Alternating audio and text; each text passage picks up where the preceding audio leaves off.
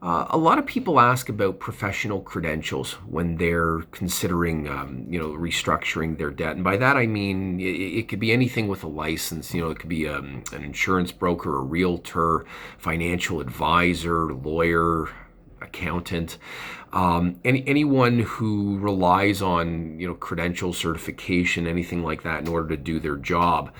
Understandably so, is going to have second thoughts anytime they approach someone like myself, or they realize they've gotten themselves into trouble and they need to go beyond just trying to consolidate their debt through a loan or other means. Now, this may sound a little odd to someone who doesn't possess these certifications, or even if they do, because you might think, well, hold on, these lawyers, accountants, doctors, realtors, they have financial problems. Yeah, they do. Everyone does. Everyone does. I over the years, I've had a number of financial advisors actually, and that may trigger a snicker, but financial advisors, if you think about it, at the end of the day, they are self-employed. And when you're self-employed, especially in the early stages, it can be very difficult to build up the business. There's many challenges. You can go a long time between commission. There's chargebacks. I see a lot of that. Guys who thought they sold some life insurance, or they sold policies, and next thing they know, someone cancels and they get a huge chargeback, or multiple chargebacks. They always seem to happen all at the same time. And so, yeah, they can they can end up in debt. It's not fun, but it happens to the best of us. Not just people who don't make very good money. There's plenty of people who make lots of money and still get themselves into trouble. So obviously, if you're an insurance broker, you don't want to lose your Rebo license. If you're a lawyer, you don't want to be disbarred. If you want to be able to practice. So here's the thing. I can tell you over the years, the number of people I've had who were told you cannot do what you do if you file a proposal. Once they did file it, the number of people that's actually happened to has been zero. Now, I should point out, with bankruptcy, the rules are more stringent. I know, for example, with financial advisors, if there's a bankruptcy, it's usually they want you to be discharged before you can continue to sell life insurance, sell mutual funds, etc. I believe the same goes for realtors. I don't think, now you should check this, okay? I don't think you lose your license so much as there's a pause. The first thing to do if you ever have a concern about credentials is not to ask me, though I've seen quite a bit. It's to speak with your licensing board. Now, one of the challenges you face there is you may get a very milquetoast kind of lukewarm answer, which is usually the equivalent of, well, we look at everything on a case-by-case basis. Translation, we're going to reserve the right to say no later on if we feel like it. That's what it really says to me. This has happened because I've called the Law Society. I've called the, I don't know what they call the CPAs, the people who license the accountants, CPA Society? I don't know.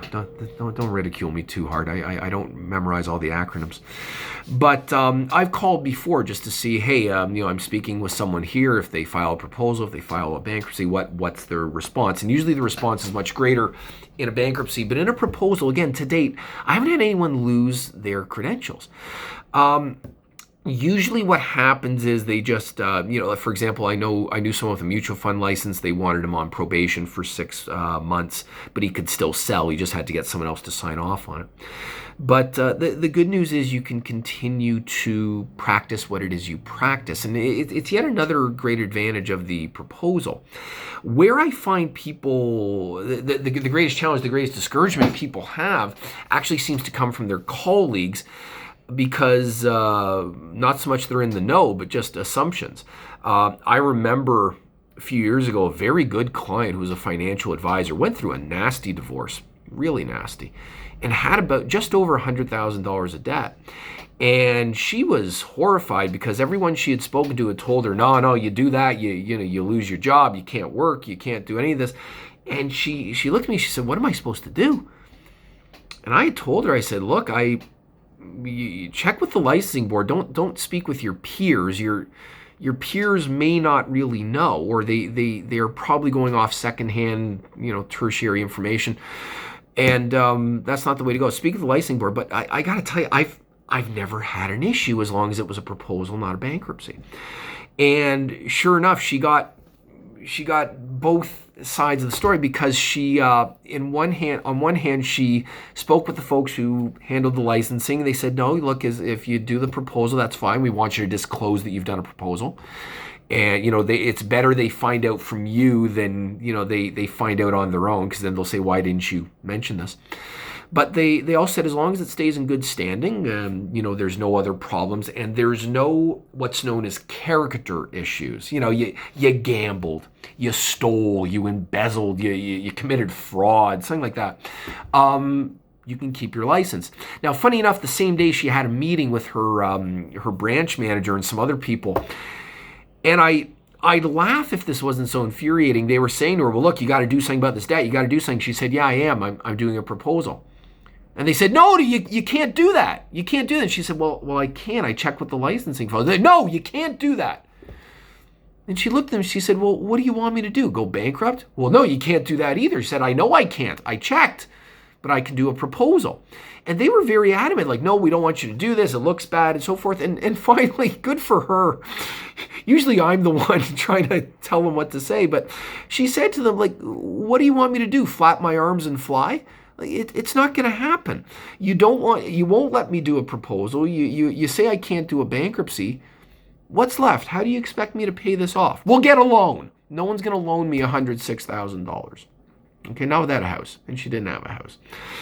So when it comes to professional credentials, obviously step number one is to contact the licensing board. See if you can get a straight answer from them. You may want to contact the people who either employ you, or the people who run the brokerage, or the the firm, or wherever it is you park your license. They may have their own opinions. It hasn't yet, but it could be a challenge. I could very easily see perhaps a lawyer or a broker who is told by the licensing folks that, hey, we have no problem with what you're doing, but the people who actually run the brokerage or run the firm may say, well, we don't want that in our firm. I think that's kind of silly. The most common reason given for why they don't want that actually is they say, well, you're high risk. I would argue it's the other way around. Someone who owes $106,000, that's high risk. That's someone under stress. That's someone under pressure. That's someone who has to come up with easily close to $2,000 a month just to pay the creditors before they pay everything else. That is someone who is more likely to steal, more likely to, have sticky fingers, use the petty cash, and so forth.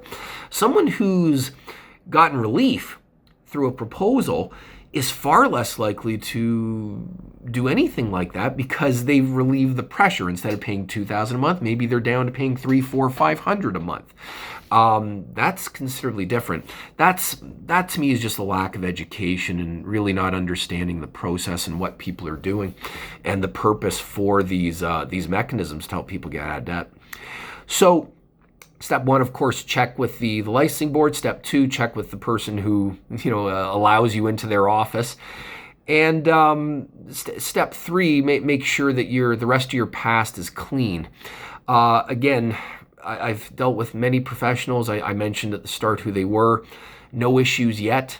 There may be a story out there, someone who did have problems, in which case it would be interesting to know the particulars. It's always good to know that information. But you can still restructure your debt, and it's what's the alternative? To keep fighting forever. That's no good. What usually happens is the debt just gets worse and worse. Alrighty. Hope that helps the professionals out there.